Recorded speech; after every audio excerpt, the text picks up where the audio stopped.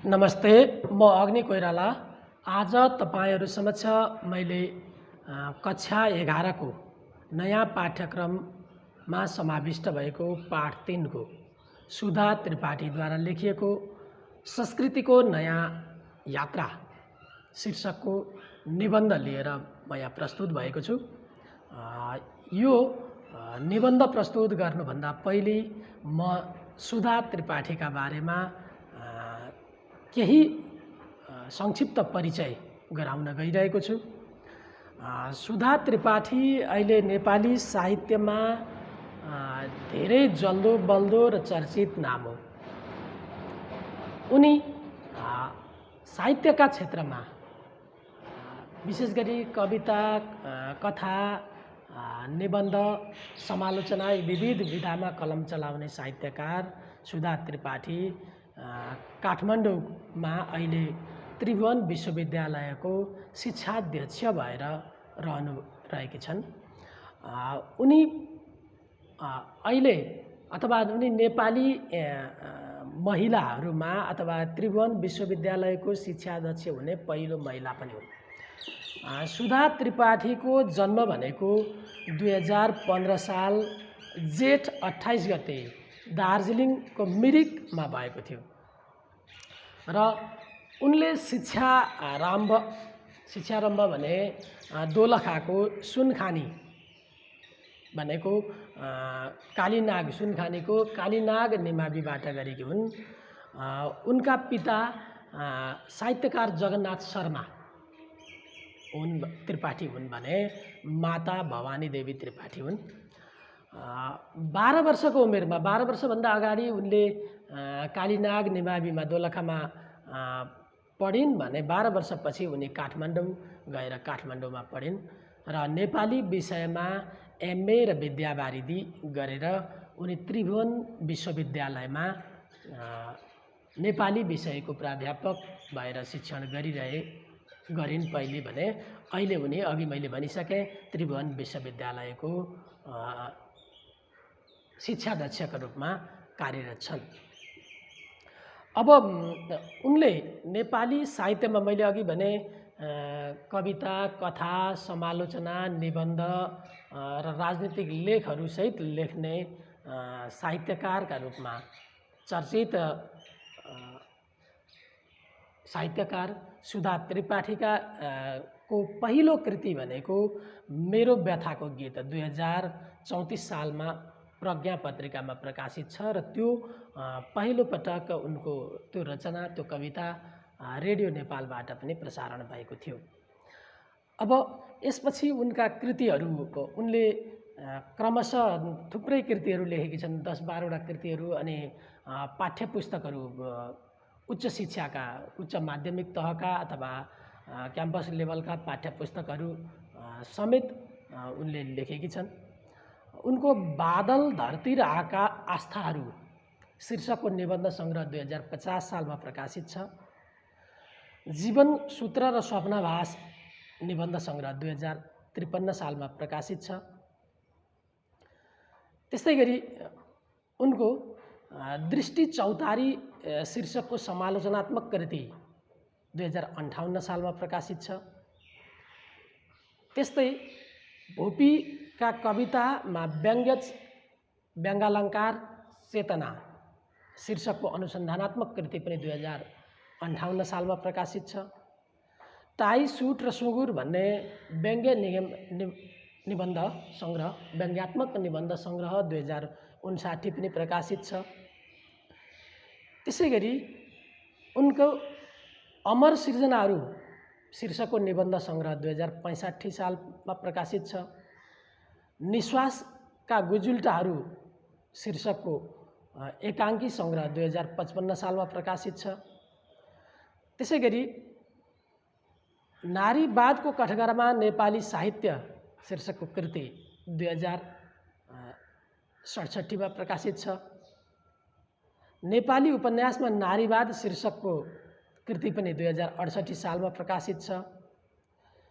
चेलीबेटीका बेग्लै कुरा शीर्षकको कृति पनि 2068 मा प्रकाशित छ। त्यसै गरी उनको भाग्य शीर्षकको कृति पनि प्रकाशित भएको छ। त्यस्तै अनिवार्य नेपाली रचना र व्याकरण शीर्षकको पाठ्यपुस्तक पनि 2053 सालमा प्रकाशित भएको छ। यसरी हेर्दा उनका दर्जनौँ कृतिहरू प्रकाशित छन् र अहिले पछिल्लो चरणमा नेपाली साहित्यमा 9-10 का देखि लिएर 11-12 का प्रत्येक नेपाली पुस्तकमा उनका रचनाहरू समाविष्ट भइरहेका छन्। अब यस अघि नै पनि मैले उनको भाग्य कथाको भिडियो बनाउँदा पनि उनको बारेमा केही चर्चा गरेको थिएँ। अब उनको संलग्नता भनेको उनी अभ्युत्थान महिला साहित्य प्रतिष्ठानको अध्यक्ष हुन् भने प्रगतिशील लेखक सङ्घको उपाध्यक्ष पनि हुन्। उनले पारिजात सृजन पुरस्कार, युद्धप्रसाद मिश्र पुरस्कार, अन्तर्राष्ट्रिय साहित्य समाज उत्कृष्ट पुरस्कार जस्ता पुरस्कारहरू पनि प्राप्त गरिसकेकी छन् र नारी हस्ताक्षरको रूपमा अहिले पनि सशक्त कलम चलाउने साहित्यकार सुधा त्रिपाठीको यो संस्कृतिको नयाँ यात्रा निबन्धको म सामान्य पहिले चर्चा गर्नेछु, त्यस पछाडि सस्वर वाचन गर्नेछु। यो बाल्यकालमा आफूले सम्झेको दशैं कस्तो थियो, अहिले कस्तो भयो भन्ने कुराबाट उठान गरिएको यो निबन्ध संस्कृतिका रूपमा नेपालीहरू बीचमा विभेद गरिनु हुँदैन। जाति यो जात र उ जातका रूपमा नेपालीहरूलाई विभेद गर्नु हुँदैन। यो वर्ण र कालो गोरो वर्णका रूपमा विभेद हुनु हुँदैन। लिङ्गका रूपमा विभेद हुनु हुँदैन। नारी र पुरुष बीचमा विभेद हुनु हुँदैन। अहिले धनी र गरिब वर्गको संस्कृति फरक हुने, शिक्षित र अशिक्षितको संस्कृति फरक हुने अवस्था आइसकेको छ। संस्कृति एउटा नयाँ पाटोमा मोडिँदैछ। त्यसकारण सबै एकाकार भएर एउटै संस्कृति, सबै जात जाति वर्ण धर्म लिङ्गले एकै रूपमा एकै समानको एकै किसिमको संस्कृति मनाउनुपर्छ। त्यसबाट मात्रै सांस्कृतिक एकता, जातीय एकता, राष्ट्रिय एकता कायम हुन्छ भन्ने भाव यस निबन्धमा प्रस्तुत गरिएको छ। पछि फेरि केही म चर्चा गर्नेछु। पहिले यसको सस्वर पाठ गर्नेछु। बाल्यकालको दशैंको स्मृति मेरो हृदयमा अझसम्म ताजै छ। पूर्वी नेपालको पहाडमा जन्मेकी म मेरो गाउँ झन्डै झन्डै दशैंको एकल संस्कृतिमा जम्थ्यो र त्यसमै रमाउँथ्यो। एक वर्षको दशैं सकिएको 4-5 महिनापछि म अर्को पटकको दशैं कहिले आउला भन्ने जिज्ञासामा हुन्थेँ। बुबा आमाको झ्याउकिरी कराएको 3 महिनापछि भन्ने उत्तर पाएपछि म झ्याउकिरी कहिले कराउला र दशैं आउला भन्ने सोचमा मग्न हुन्थेँ। नभन्दै कुनै साँझ झ्याउकिरी पनि कराउँथ्यो। वर्षाले सिङ्गो पहाडलाई छोप्थ्यो। कलकल बग्ने झरना र निलो कोशी नदी उर्लन थाल्थे। बिस्तारै यो सेलाउँथ्यो र लेखनाथ पौडेलले भने झैँ झरी बाढी र हिलो पनि हट्दै गएर शारदीय शोभामा रमाएको धरतीमा दशैं आउँथ्यो। पुर्खाले बनाएको यो प्राकृतिक र सांस्कृतिक समन्वय मलाई अति प्रिय लाग्थ्यो। बाल्यकालको यो मेरो दशैं लुगा, पिङ, मिठो खाना, केरा, कुराउनी, सेलरोटी, मासु चिउरा र अन्य परिकार र दक्षिणा समेत बोकेर आउँथ्यो। वास्तवमा एउटी बालिकाका रूपमा यो मेरो बाल्यकालको सुखद प्राप्ति थियो। दशैं र दशैं पछि आउने तिहार मेरा खुसी थिए। यी खुसी मेरा जीवन कला र शैलीसँग जोडिएका थिए। जब म यो नै मेरो संस्कृति हो भनेर बुझ्न थालेँ, त्यस बेलासम्म र अझै पनि यी पर्व मेरा जीवन र मेरो मनोविज्ञानमा सदैव रहिरहेकै छन्। जीवन एउटा प्रवाहशील नदी हो। यो सामुद्रिक नाविकहरूको यात्रा जस्तै हो, जसलाई हामी निरन्तर दौडाइरहेका हुँदा रहेछौँ। यो मनुष्यको यस्तो गतिशील यात्रा रहेछ जसलाई हामी भोग्ने, बुझ्ने, सम्झने र विचार गर्ने गर्दा रहेछौँ। यही यात्राका सिलसिलामा म दुर्गम भनिएको पहाड छोडेर काठमाडौँ पुगेँ। म प्रकृतिको काखमा रमाउने मान्छे केही समय त सहरमा घुलमिल हुन पनि कठिन भयो। बिस्तारै सहरका गल्ली कोलाहल र भिडभाडमा परिचित हुन थालेँ। काठमाडौँको एउटा कन्या विद्यालयमा भर्ना भएर पढ्न थालेँ। मलाई थाहा भयो नेपाल त व्यापक रहेछ। त्यही व्यापकतामा मैले त्यहाँ मेरा तामाङ, गुरुङ, मगर, लिम्बू, राई, झा, यादव, नेवार आदि साथीहरू पाएँ। त्यहाँका हामी कोही शरदको दसैँ मनाउँथ्यौँ, तर कोही भने अर्कै समय र अर्कै दिनलाई दसैँ मनाउँथे। कोही बुद्ध पूर्णिमाको कुरा गर्थे, कोही उँधौलीको कथा सुनाउँथे, कोही क्रिसमसको गीत गाउँथे, कोही लोसारलाई आफ्नो मूल चाडका रूपमा मनाएको कुरा गर्थे, कोही माघीको परिकार बताउँथे र कोही देउडाको भाका गाउँथे। त्यसपछि म सिङ्गो नेपाल चिन्न सक्ने भए र महाकाली र मेचीको सिङ्गो परिवेशमा नवसंस्कृतिको अनुभव गर्न थालेँ। भिन्न धर्म, भिन्न संस्कृति, भिन्न पहिरन, भिन्न पहिचान। मलाई बल्ल थाहा भयो नेपाली जीवन त यी विविधता र विभिन्नताको सुन्दर सङ्गालो पो रहेछ। नेपाल त मेचीदेखि महाकाली र उत्तर हिमालयदेखि दक्षिण तराई मधेससम्मको उदात्त चेतना र भावमा फैलिएको रहेछ। यही विद्यालयीय जीवन हो जहाँ मैले काठमाडौँको नेवार संस्कृति, मुस्ताङको थकाली संस्कृति, पूर्वको किराँत संस्कृति बुझेँ, उत्तरको शेर्पा संस्कृति, तराई मधेसको मधेसी संस्कृति, पश्चिमको मगर र थारू संस्कृति बुझेँ। दार्चुला, कर्णाली हुँदै काठमाडौँ उपत्यकाको कञ्चनजङ्घाको काखसम्मको संस्कृति र कलासँग परिचित हुने अवसर प्राप्त गरेँ। नेपालको लामो इतिहास र सभ्यताले निर्माण गरेका यी साझा संस्कृति मेरै संस्कृति थिए, मेरै देशका सम्पत्ति थिए र मेरा ती सबै मित्रहरू एकै फुलबारीका साझा फुलहरू थिए। म पनि त्यही फुलबारीकी एउटी बिरुवा थिएँ र साझा बनेर फुल्ने र फक्रने तर्खरमा थिएँ। मनुष्य जीवनको सार्थकता भन्नु नै चेतना हो। गरिब वा धनी हुनु के हो र किन मानिस गरिब वा धनी हुन्छ, यो कुरा मैले विद्यालयमा पढ्न पाइनँ, किनभने त्यो समय यस्ता विषय पढाउने परिपाटी नै थिएन र यस किसिमको चेतना विस्तारको वातावरण पनि थिएन। त्यसबेला क्याम्पसमा पनि यस्ता कुरा पढ्न पाइन्न थियो। निजी अध्ययन मेरो यस्तो जीवनताबोधका लागि सार्थक समय भयो। वास्तविक ज्ञानको खोजीका लागि म निजी अध्ययनतर्फ तानिएँ। मैले त्यहाँ पढेँ, वास्तवमा मानिस जन्मदा जुन शरीर लिएर आउँछ त्यो प्राकृतिक रहेछ र त्यो त जीववैज्ञानिक विषय रहेछ। जन्मेपछि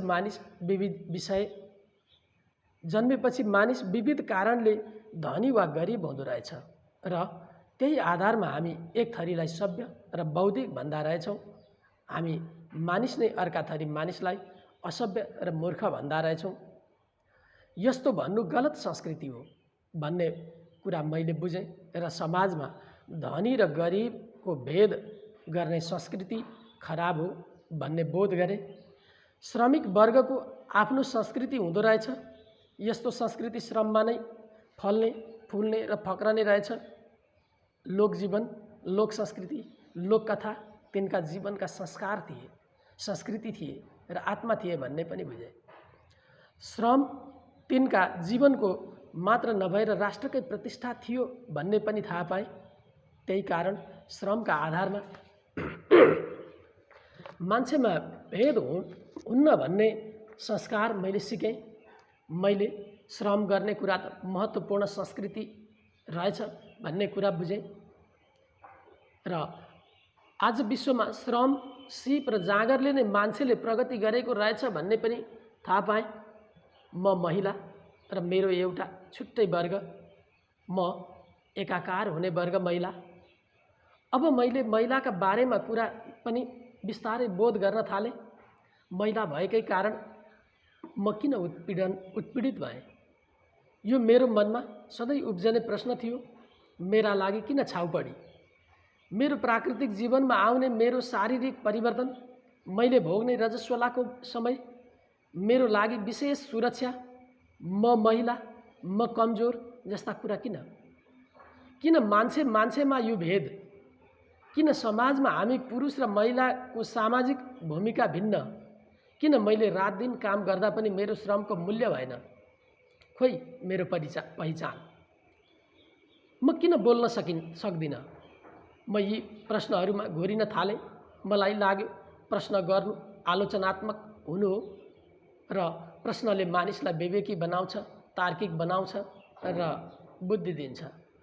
प्रश्न नगरेको भए ग्यालिलियो हुने थिएनन्। गार्गी र मैत्रेयी हुने थिएनन्। अलिकति विद्रोह त चाहिन्छ नै समतामूलक समाज बनाउन। मैले मङ्गलादेवी सिंह, साहना प्रधान सम्झेँ। मैले राजराजेश्वरी, योगमाया र विद्रोही धेरै महिलाहरू सम्झेँ। यो समानताका यात्रामा मैले धेरै पुरुषहरूलाई सम्झेँ जो महिलासँगै मिलेर न्यायपूर्ण साझा संस्कृतिको निर्माण गर्न चाहन्थे। यस महान स्वतन्त्रताको यात्रालाई पूर्णता दिन चाहन्थे। मैले यस यात्रामा सामेल भएर आवाज दिएँ। देशमा लोकतन्त्र आयो, देशमा गणतन्त्र आयो, संविधानले सांस्कृतिक पहिचान स्थापित गर्यो, मानवताका विषय ल्यायो। तैपनि हामीले न्याय खोज्नु छ, संविधानको कार्यान्वयन खोज्नु छ र सुन्दर संस्कृतिको निर्माण गर्नु छ।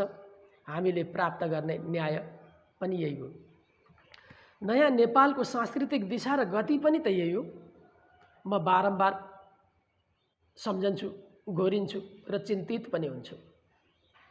भावुकतामा मेरो दिमागमा सधैँ किन यसरी खेल्छ र खेलिरहन्छ?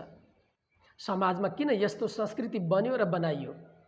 मान्छेको भेद किन जन्म्यो? रङको भेद, वर्णको भेद, जातिको भेद, लिङ्गको भेद, यी भेदबाट मुक्त समाज कसरी बन्ने र बनाउने? सभ्य र विकसित भनिएका कतिपय देशमा पनि आजसम्म एक जातिले रङको आधारमा अर्को जातिमाथि दमन गरेको समाचार सुनिएकै छ। हामी पनि कहाँ मुक्त छौँ र? किन यस्तो भएको होला? समाजमा श्रम विभाजनले मान्छेलाई भिन्न भिन्न काम गर्ने बनायो। हामीले त्यही आधारमा जात बनायौँ। त्यसकै आधारमा विभेदको परम्परा सुरु भयो। कोही दलित भयौँ, कोही ब्राह्मण, कोही जनजाति। हाम्रा आफ्ना संस्कार छन्, हाम्रा आफ्ना परम्परा छन्, हाम्रा आफ्ना खानपान छन्, हाम्रा आफ्ना वेशभूषा छन्। हाम्रो रङ भिन्न छ। कोही काला होला, कोही गहुँ गोरो। हाम्रो अनुहार भिन्न होला, कसैको नाकको उचाइ फरक होला, कसैको आँखाको आकार र स्वरूप भिन्न होला। म घोरिन्छु, अतालिन्छु र सोध्छु, यही आधारमा मानिसमा भेद किन? मनुष्यको मनुष्यत्व र मानवको मानवता नै सबभन्दा ठुलो कुरा हो। धर्म पनि यही हो, कर्तव्य पनि यही हो। समाजले सामाजिक सांस्कृतिक विषयलाई भेदको विषय बनायो। हामी छुट्यौँ, हामी टुक्रियौँ, हामी भिन्न भयौँ र हामी मनुष्यले नै यी विभेद जन्मायौँ अथवा यी भेद जन्मायौँ। यो भिन्नता मान्छेले जन्माएको भिन्नता हो, नत्र मानिस एकै हो। हामी सबै प्रकृतिका साझा सन्तान हौँ, साझा वरदान हौँ। संस्कृति हाम्रो परिचय हो, हाम्रो पहिचान हो र हाम्रो अनुभूति हो। संस्कृति हाम्रो बोल्ने, विचार गर्ने र बाँच्ने तरिका पनि हो। हाम्रो संस्कृति बाँच्नुपर्छ, त्यसैले हाम्रा सांस्कृतिक मूल्यहरू बाँच्नुपर्छ। दसैँ हाम्रो संस्कृति हो, तिहार हाम्रो संस्कृति हो। तीज, बुद्ध पूर्णिमा, छठ, उँभौली, लोसार, गौरा, माघी, सिरुवा, क्रिसमस, ईद सबै हाम्रा संस्कृति हुन्। सभ्यताको यस यात्रामा म बारम्बार सोध्छु र सोध्छु, यस्ता सुन्दर अवसरलाई हामीले सदुपयोग गर्नै पर्छ। संस्कृतिका नाममा लिङ्ग, वर्ण, रङ, भूगोल, जाति, धर्मका आधारमा हुने भेद विकृति हुन्। ती कुरा हट्नुपर्छ र संविधानले यसको सुनिश्चितता पनि गरेको छ। म बाँचेको पृथ्वी साझा छ, हाम्रा भावना साझा छन् र मन साझा छ। सभ्यताको यात्रामा कोहीलाई दमक बनाइयो, कोही दमित भइयो बनाइयो, कोही मूलमा र कोही बहिष्कारमा परे जस्ता पनि भइयो। यस्तो संस्कृति नभएर विकृति हो। हामी न्यायपूर्ण समाजको निर्माणको यात्रामा छौँ र यस यात्राको निरन्तरतामा पनि छौँ। बाल्यकालमा दसैँ मनाउन मामा घर गएको स्मृतिमा हटाएको मन पङ्ख फुक्का छ आज। वीरगन्जको यात्रामा देखेको धानखेत र चौधरी काकाको घरको माघीको माछा र परिकार आज पनि मेरो स्मृतिमा ताजै छ। सिराहाकी यादव साथीको घरमा छठ पर्वको अतिथि बनेको अनुभूति पनि जिउँदो छ। उदयपुरकी राई बहिनीको परिवार र तिनको संस्कृतिले पनि लोभिएकै हुँ। रोल्पाका मगर साथीको घरमा पनि पुगेकी हुँ र त्यहाँको संस्कृतिको परिचय पनि पाएकै हुँ। धेरै समयपछि बर्दियामा मनाएको माघीले पनि मलाई तानेकै छ। हामी के हिमाल, के तराई, के पहाड, एउटै साझा संस्कृति निर्माणको समयमा छौँ र भिन्नता र भेदबाट मुक्त समाजको निर्मितिमा छौँ।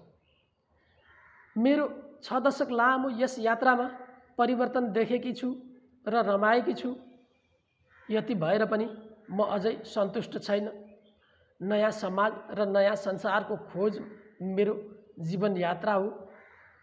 यो यस्तो यात्रा हो जसले सांस्कृतिक सत्यलाई स्वीकार गरोस्, सांस्कृतिक न्यायलाई स्थापना गरोस्, वसुधैव कुटुम्बकमको संस्कृतिलाई स्थापित गरोस्। एउटा उज्यालो बाटोको यात्रा निरन्तर र अविचलित गतिमा अघि बढिरहोस्। म त यस यात्राकी साक्षी मात्रै हुँ। अबको नयाँ पुस्ताले नयाँ बाटो बनाओस्।